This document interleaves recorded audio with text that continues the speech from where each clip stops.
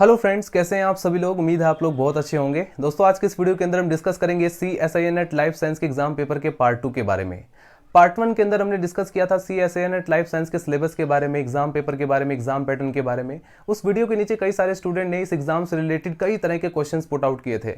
कई सारे स्टूडेंट ने क्वेश्चन किया था एलिजिबिलिटी क्राइटेरिया से रिलेटेड, सर क्या MSc के स्टूडेंट या BSc के स्टूडेंट इस एग्जाम को दे सकते हैं या नहीं दे सकते। MSc फर्स्ट ईयर के स्टूडेंट इस एग्जाम को देने के लिए एलिजिबल है या नहीं है। कई सारे स्टूडेंट ने क्वेश्चन पूछा कि सर क्या ये एग्ज़ाम हिंदी में भी कंडक्ट कराया जाता है या नहीं कराया जाता, यानी कि हिंदी में ऑप्शन अवेलेबल है या नहीं है, ऑफलाइन मोड में कंडक्ट कराया जाता है या ऑनलाइन मोड में, फीस कितनी होगी।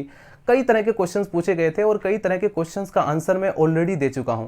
अगर आपको उन वीडियोज़ को देखना है तो इसी वीडियो के डिस्क्रिप्शन बॉक्स में आपको एक प्लेलिस्ट मिलेगा जिसमें मैंने CSIR नेट से रिलेटेड कई तरह के आंसर दे चुका हूँ, लाइफ साइंस रिलेटेड भी कई तरह के आंसर्स दे चुका हूँ। तो उन वीडियोज़ को देख करके आप अपने जितने भी डाउट्स हैं इस एग्जाम से रिलेटेड वो आप लोग कंप्लीट कर सकते हैं। आज के इस वीडियो के अंदर मैं आपको उन क्वेश्चंस के आंसर देने वाला हूं जो कि अभी तक मैंने वीडियोस में नहीं दिए हैं। कई सारे स्टूडेंट क्वेश्चन पूछते हैं, sir CSIR net life science का एग्जाम क्या है, या फिर एलिजिबिलिटी क्राइटेरिया, सिलेबस, या फिर एग्जाम पैटर्न के बारे में। तो वो सब मैं ऑलरेडी बता चुका हूँ। इस वीडियो के अंदर जैसे क्वेश्चन पूछते हैं, sir what can I do after CSIR net exam. CSIR net exam अगर आप क्वालिफाई कर जाते हैं तो उसके बाद आपके पास क्या क्या अपॉर्चुनिटी है, आप क्या क्या कर सकते हैं, जॉब अपॉर्चुनिटी क्या है, इसके बारे में मैं काफ़ी डिटेल में बता चुका हूं। आपने एक वीडियो देखा होगा मेरा BSc और MSc के बाद क्या करें, जिसमें मैंने काफ़ी डिटेल में बताया हुआ है। तो लास्ट में मैंने इसमें बताया कि CSIR नेट एग्जाम अगर आप क्वालिफाई कर जाते हैं तो उसके बाद आपके लिए क्या क्या अपॉर्चुनिटी अवेलेबल है। उसके बाद क्वेश्चन आता है student, how do I clear CSIR net life exam. इस एग्जाम को आप लोग कैसे क्लियर कर सकते हैं, तो वो मैं इस वीडियो के अंदर आपको बताऊंगा कि किस प्रकार की स्ट्रेटेजी, किस प्रकार की आपको प्लानिंग करनी होगी जिससे कि आप लोग एग्जाम को क्वालिफाई कर सकते हैं। इसके बाद क्वेश्चन आता है कि MSc फर्स्ट ईयर के स्टूडेंट इस एग्जाम को दे सकते हैं या नहीं दे सकते। तो MSc फर्स्ट ईयर के स्टूडेंट इस एग्जाम को नहीं दे सकते जी, केवल जो फाइनल ईयर के स्टूडेंट है वही इस एग्जाम को देने के लिए एलिजिबल है, राइट। इसके बाद how many times conduct CSIR net exam in 1 year. एक साल में ये एग्जाम कितनी बार कंडक्ट कराया जाता है, तो एक साल में 2 बार ये एग्जाम कंडक्ट कराया जाता है, एक जून के महीने में और दूसरा दिसंबर के महीने में। जनरली जून या दिसंबर के महीने में कंडक्ट कराया जाता है, बल्कि कोविड की वजह से अगर कोई इधर उधर हो जाए तो वो अलग बात है। इसके बाद कुछ स्टूडेंट ने क्वेश्चन पूछा था कि सर क्या ये एग्जाम PhD के लिए कंपलसरी है या नहीं है। तो बिल्कुल कंपलसरी है स्टूडेंट, अगर आप असिस्टेंट प्रोफेसर बनना चाहते हैं तो आपको PhD करना होगा और एग्जाम को भी देना होगा। इसके अलावा स्टूडेंट आप लोगों ने क्वेश्चन पूछा था कि how many attempt CSIR net. आप लोग अनलिमिटेड अटेम्प्ट्स है, मतलब कोई यहाँ पर लिमिटेशन नहीं दी गई है। Can I become professor without PhD। बिना PhD के आप लोग प्रोफेसर नहीं बन सकते, इसलिए आपको PhD करना होगा। कई सारे स्टूडेंट ने क्वेश्चन पूछा था। इसके बाद एग्जाम से रिलेटेड आपको मैं बता दूं, ऑनलाइन एग्जाम कंडक्ट कराया जाता है और इसके अलावा स्टूडेंट लैंग्वेज में, हिंदी लैंग्वेज में भी अवेलेबल है। ये एग्जाम आप लोग हिंदी में भी ऑप्शन आपके पास अवेलेबल है, इंग्लिश में भी आपके पास ऑप्शन अवेलेबल है। 3 घंटे का पूरा पेपर होता है, जिसमें आपको 3 पार्ट में पेपर डिवाइड रहता है, section A, section B and section C, जिसके बारे में मैं काफ़ी डिटेल में बता चुका हूँ। माइनर्स मार्किंग अवेलेबल है, कौन सा सेक्शन कितने नंबर का है, ये सब मैं ऑलरेडी बता चुका हूँ। आप लोग पार्ट 1 के अंदर वीडियो को देख सकते हैं। इसके अलावा स्टूडेंट एडमिट कार्ड जब आपका आता है तो उसमें जो भी इंस्ट्रक्शन लिखा हुआ है उसी इंस्ट्रक्शन को आपको फॉलो करना होता है कि कहाँ पर एग्जाम है, कितने बजे एग्जाम है, टाइम ड्यूरेशन, सब कुछ उसमें दिया होता है। तो एडमिट कार्ड के इंस्ट्रक्शन के अकॉर्डिंग आप लोग जरूर जाएं। उसमें फोटो से रिलेटेड कई तरह की प्रॉब्लम्स आ जाती है जब आप एग्जाम देने जाते हैं, तो उस तरह की प्रॉब्लम्स आपको ना आए, इसलिए आप लोग एडमिट कार्ड पर जो भी इंस्ट्रक्शन दिया गया है उसको आप लोग फॉलो करें। इसके अलावा स्टूडेंट ड्यूरेशन की बात करें तो एग्जाम पेपर 3 घंटे का होता है, राइट। सो स्टूडेंट, अब हम डिस्कस करेंगे इस एग्जाम को आप लोग कैसे क्लियर कर सकते हैं, उसके लिए क्या क्या स्ट्रेटेजी, क्या क्या प्लानिंग करनी होगी। एंड फाइनली हम डिस्कस करेंगे कुछ बुक्स के बारे में जो कि बहुत ज़्यादा इंपॉर्टेंट है CSIR नेट एग्जाम को क्वालिफाई करने के लिए। यदि आप लोग इस एग्जाम को क्वालिफाई करना चाहते हैं तो कौन कौन सी बुक्स आपके लिए ज़्यादा इंपॉर्टेंट है और किन किन चीज़ों पर आपको फोकस करना होगा, वो इस वीडियो के एंड में आपको मैं बताने वाला हूँ। तो चलिए स्टार्ट करते हैं। सो स्टूडेंट, अब हम डिस्कस करेंगे CSIR नेट लाइफ साइंस के एग्जाम को आप लोग कैसे क्रैक कर सकते हैं, कैसे प्रिपेयर कर सकते हैं। अगर आप एक बिगिनर है, लाइक MSc फर्स्ट ईयर के स्टूडेंट हैं या सेकंड ईयर के स्टूडेंट हैं, और आप लोग इस एग्जाम को क्रैक करना चाहते हैं या प्रिपेयर करना चाहते हैं, तो कैसे करेंगे। तो यहाँ पर मैंने 10 पॉइंट मेंशन किए हुए हैं जो कि आप लोगों को ध्यान रखना है। नंबर फर्स्ट पॉइंट है CSIR नेट लाइफ साइंस का सिलेबस। ये मोस्ट इंपॉर्टेंट है। अगर आपको सिलेबस नहीं पता होगा तो आप लोग बिल्कुल भी, आपको कुछ भी इसका आइडिया नहीं लगेगा, राइट। तो सबसे पहले आप लोग इसको सिलेबस को ध्यान से देखें। इसमें टोटल 13 यूनिट है। कौन सी यूनिट इंपॉर्टेंट है, कौन सी इंपॉर्टेंट नहीं है, और किस इंपॉर्टेंट यूनिट में से कौन सा टॉपिक ज़्यादा इंपॉर्टेंट है, किस टॉपिक से रिलेटेड क्वेश्चन पुट आउट किए जाते हैं एग्जाम पेपर में। ये सारी चीज़ें मोस्ट इंपॉर्टेंट है। और ये आइडिया आपको कहाँ से मिलेगा। अगर आप लोग YouTube पर देखेंगे तो टॉपर्स के इंटरव्यू आपको मिल जाएंगे, राइट, जिन्होंने अलग अलग ईयर में एग्जाम को क्रैक किया हुआ है। जैसे 2018, 2019, 2020, 2021, 2022, मतलब अलग अलग ईयर में कई सारे स्टूडेंट, कई सारे टॉपर्स हैं जिन्होंने क्रैक किया हुआ इस एग्ज़ाम को। वो एक बेसिक आइडिया आपको दे देते हैं कि आप लोगों को इन 13 यूनिट्स में से किन यूनिट्स पर ज़्यादा फोकस करना है और किन यूनिट्स में से कौन से टॉपिक ज़्यादा इंपॉर्टेंट है। तो उस चीज़ के लिए आप लोग टॉपर्स के इंटरव्यू देखें, right. Number second point, CSIR net life science का एग्ज़ाम पैटर्न। अगर आपको एग्ज़ाम पैटर्न नहीं पता होगा तो भी आप लोग इस एग्ज़ाम को क्रैक नहीं कर पाएंगे। आपको पता होना चाहिए कि एग्ज़ाम पेपर कितने सेक्शंस में डिवाइड है, कौन सा सेक्शन कितना इंपॉर्टेंट है और किस सेक्शन में किस किस तरह के क्वेश्चंस पूछे जाते हैं, जो कि मैं ऑलरेडी डिस्कस कर चुका हूं पहली वाली वीडियोस के अंदर।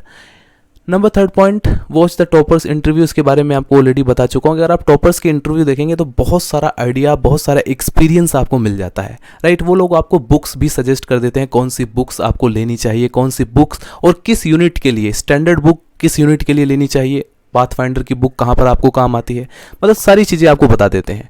Number 4 point, collect book special for CSIR net exam.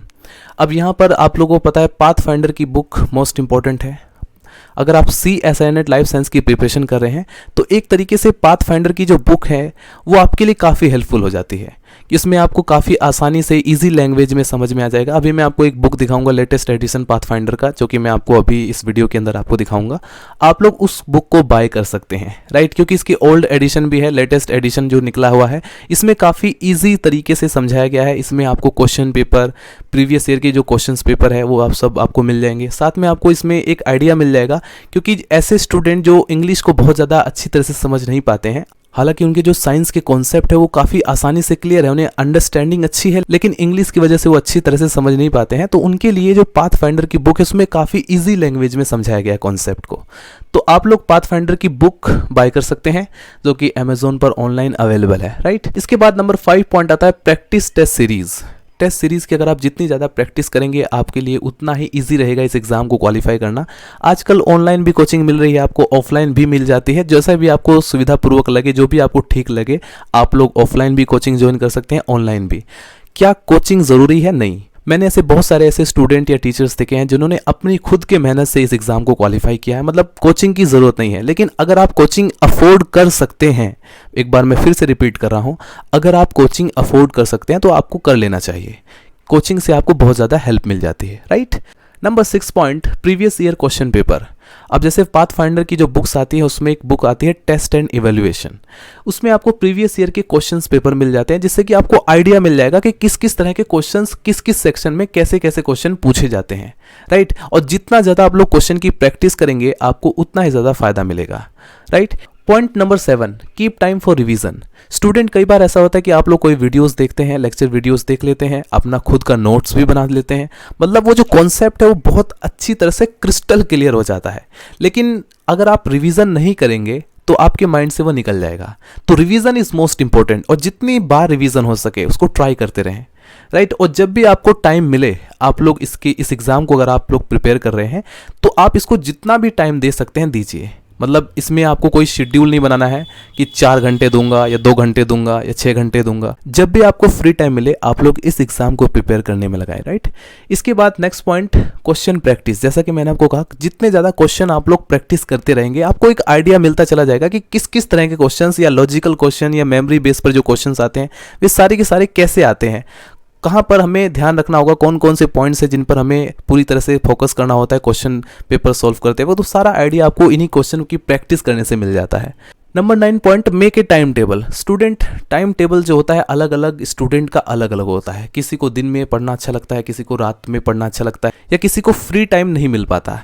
तो ऐसे स्टूडेंट जो कि एवरेज हैं, जो कि सिर्फ CSIR नेट लाइफ साइंस की प्रिपरेशन कर रहे हैं MSc के साथ में, तो मैं उनको कहूँगा आपको एक टाइम टेबल बनाना होगा, राइट। अगर आप MSc फर्स्ट ईयर के स्टूडेंट हैं तो आपको बहुत ज़्यादा मेहनत करने की ज़रूरत नहीं है। आप अगर आप 3-4 घंटे भी देते हैं या 2 घंटे भी देते हैं तो आपका अच्छी तरह से आपका जो बेसिक्स है वो क्लियर होता चला जाएगा। And after that MSc second year में आप लोग इस फर्स्ट एग्जाम के लिए अपीयर हो सकते हैं, राइट। जनरली आप लोग जानते हैं CSIR नेट लाइफ साइंस का एग्जाम है जो जून के महीने में कंडक्ट कराया जाता है और दिसंबर के महीने में। जून का जो एग्जाम है वहां पर आप लोग अपीयर हो सकते हैं, right. Number 10 point, student, standard book, make your on notes. अब यहाँ पर क्वेश्चन आता है कि क्या पाथफाइंडर की बुक इनफ है पूरे सिलेबस को कवर करने के लिए, या जितने भी क्वेश्चंस पेपर हैं या जितना भी कॉन्सेप्ट है वो क्या इसी बुक्स के अंदर क्लियर हो जाएगा, क्या हमें इस बुक को बाय करके बाकी और भी बुक्स की ज़रूरत नहीं पड़ेगी। तो हम क्लियरली नहीं बोल सकते, क्योंकि कुछ ऐसे यूनिट्स हैं जैसे for example development biology, cell signalling, ecology या मोलिकुलर बायोलॉजी, इनके लिए आप लोग स्टैंडर्ड बुक्स बाय कर सकते हैं, राइट। स्टैंडर्ड बुक्स काफ़ी हेल्प करेंगी इन सब यूनिट्स को कंप्लीट करने के लिए।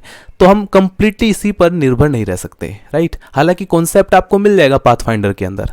और जो मोस्ट इंपॉर्टेंट पॉइंट है, make your on notes. Student, कई बार ऐसा होता है कि हम लोग अलग अलग तरह के नोट्स बाय कर लेते हैं या किसी कोचिंग इंस्टीट्यूट्स में जो नोट्स मिलता है उसके बेस पर हम लोग स्टडी करते हैं। तो ट्राई करें कि आप खुद का नोट्स बनाएं। खुद का नोट्स होगा आपका, वो ज़्यादा बेटर होगा, उसको आप लोग ज़्यादा अच्छी तरह से याद कर सकते हैं, राइट। अब जैसे फॉर एग्जांपल आपने सेल सिग्नलिंग स्टार्ट किया, आपने पढ़ा जीपीसीआर सिग्नलिंग, राइट। अब ये पाथवे आपने पढ़ा और ये पाथवे आपका 2 पेज में आया, 2 पेज में आपने अच्छी तरह से नोट्स बना रखा है। अब आपको एक नोट्स और बनाना है क्विक रिवीजन के लिए, एग्जाम टाइम में क्विक रिवीजन के लिए अब आपको एक नोट्स अलग से बनाना है। उसमें क्या करना है, ये दोनों पेज में जो आपने देखा इसको ट्राई करें कि एक ही पेज में और कम से कम जगह में, राइट, एक ही पेज में कम से कम जगह में, और जो जो इंपॉर्टेंट इंफॉर्मेशन है जो कि आपको याद रखनी है उसको आप लोग एक अलग नोट्स बनाकर रखें। वो आपका क्विक रिवीजन के लिए होगा। और वो जो क्विक रिवीजन के लिए आपने नोट्स बनाया है उसे सिर्फ आप ही समझ सकते हैं, क्योंकि वो सिर्फ आपने अपने लिए बनाया है। कौन कौन सी चीज़ें आप नहीं याद कर पा रहे हैं उसको उसमें लिख लीजिए। तो इस प्रकार से अगर आप प्रिपरेशन करेंगे डेफिनेटली आप लोग इस एग्जाम को क्रैक कर सकते हैं। डोंट वरी, आप लोगों को बस रेगुलर लगे रहना है। स्टूडेंट क्या करते हैं, 10 दिन, 12 दिन, 15 दिन मोटिवेट होकर के प्रिपरेशन करना स्टार्ट कर देते हैं, लेकिन उसके बाद छोड़ देते हैं, और यही सबसे बैड हैबिट है। अगर आप वाकई चाहते हैं इस एग्ज़ाम को क्लियर करना तो आप लोगों को कंटिन्यू कंसिस्टेंट वर्क करना पड़ेगा, राइट। रेगुलर आप लोगों को अपना टाइम देना पड़ेगा। अगर 6 मंथ भी आप लोग ऐसा कर पाते हैं तो डेफिनेटली आप इस एग्ज़ाम को क्रैक कर सकते हैं। अगर ऐसा हुआ जैसे फॉर एग्जांपल आप फर्स्ट टाइम एग्जाम में अपेयर होते हैं और आपका एग्जाम क्रैक नहीं होता, डोंट वरी, दिसंबर में जो नेक्स्ट 6 मंथ और भी है आपके पास, दिसंबर वाले में ट्राई करें कि एमएससी रहते रहते, जैसे आपने फर्स्ट ईयर में तो आप एलिजिबल नहीं है लेकिन सेकेंड ईयर में आप एलिजिबल हो जाते हैं, तो ट्राई करें कि एमएससी कंप्लीट होते होते आपका CSIR नेट भी क्लियर हो जाए, राइट। सो स्टूडेंट, फाइनली अब हम बात करते हैं CSIR नेट लाइफ साइंस के स्टडी मटेरियल के बारे में। यानी कि जो सिलेबस आपने देखा है CSIR नेट लाइफ साइंस का, उसको आप कहाँ से कवर करेंगे, थियोरेटिकली कहाँ से कवर करेंगे, और क्वेश्चन आता है कि जो प्रीवियस ईयर के क्वेश्चन पेपर है वो हमें कहाँ पर मिलेंगे। इसके अलावा और भी कई तरह के क्वेश्चन आते हैं कि MCQs की प्रैक्टिस हम कहाँ से करेंगे। तो पिछली वीडियो के अंदर मैंने आपको काफ़ी सारे बुक्स सजेस्ट किए थे, कई सारे स्टैंडर्ड बुक्स के नाम भी मैंने आपको बताए थे, पाथफाइंडर बुक्स का भी मैंने आपको दिखाया था। इस वीडियो के अंदर मैं आपको दिखा रहा हूँ पाथफाइंडर का जो लेटेस्ट एडिशन, 8th एडिशन जो अभी नया लॉन्च हुआ है उसके बारे में आपको दिखा रहा हूँ। ये आपको अमेजोन पर कंप्लीट सेट मिल जाएगा। देखिए, ये है आपका थ्योरी का पार्ट 1, ये लाइफ साइंस थ्योरी का पार्ट 1 है। पार्ट 1 के अंदर और पार्ट 2 के अंदर लगभग 90% सिलेबस आपका कवर हो जाता है। इसमें आपको काफ़ी ज़्यादा आसानी रहती है कॉन्सेप्ट को समझने में, काफ़ी इजी लैंग्वेज। इस बार जो इम्प्रूवमेंट किया है वो इंग्लिश लैंग्वेज में काफ़ी ज़्यादा किया हुआ है ताकि आसानी से स्टूडेंट समझ पाए, राइट। आपका जो थ्योरेटिकल पोर्शन है वो पार्ट 1 और पार्ट 2 में कवर किया गया है, राइट। यहाँ से आप लोग इसके जो बेसिक थ्योरी है उसको आप लोग कंप्लीट कर सकते हैं। इसके अलावा स्टूडेंट, जो क्वेश्चन रहता है कि प्रीवियस ईयर के क्वेश्चन पेपर है, तो इसके लिए लाइफ साइंस के अंदर जो पाथफाइंडर की बुक्स है वो है टेस्ट एंड इवैल्यूएशन, जिसमें आपको प्रीवियस ईयर के क्वेश्चन पेपर मिल जाएंगे। इसमें आपको लगभग 2013 से लेकर 2020 तक के कई तरह के क्वेश्चंस पेपर आपको मिल जाएंगे, राइट, जिससे आप लोग आइडिया लगा सकते हैं कि किस किस तरह के क्वेश्चंस आपके एग्जाम पेपर में पूछे जा सकते हैं। यहाँ पर सिंपली आप देखेंगे आपको सभी तरह के जो क्वेश्चन पेपर हैं वो आपको मिल जाते हैं।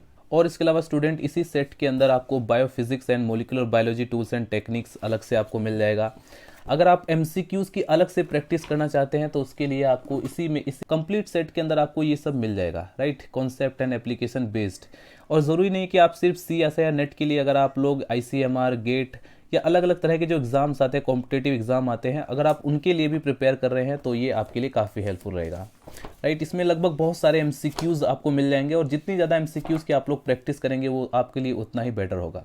और इसके अलावा स्टूडेंट, हम लोग बायोटेक्नोलॉजी के लिए स्टैंडर्ड बुक सोचते हैं कि कोई स्टैंडर्ड बुक से कवर करेंगे, तो यहाँ पर आप लोगों को 6th एडिशन मिल जाएगा। यहाँ पर पाथफाइंडर में ही आपको 6th एडिशन मिल जाता है, तो ये बुक भी आप लोग बाय कर सकते हैं, ये आपको अमेजोन पर मिल जाएगा।